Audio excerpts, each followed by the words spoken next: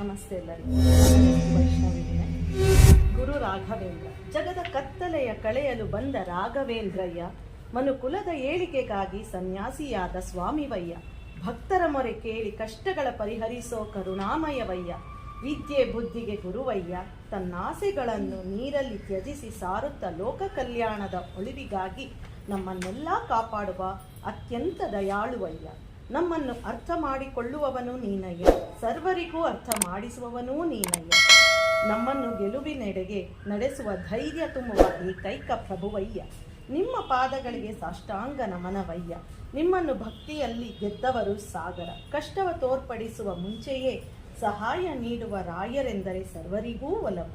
ಪ್ರಭು ಗುರುವೇ, ಮನ್ನಿಸು ನಮ್ಮ ತಪ್ಪನ್ನು, ನಿಮ್ಮ ದರ್ಶನ ಪಡೆದ ಗಳಿಗೆಯಲ್ಲಿ ನನ್ನ ಜನ್ಮ ಪಾವನವಾಗುವುದು ಸ್ವಾಮಿ.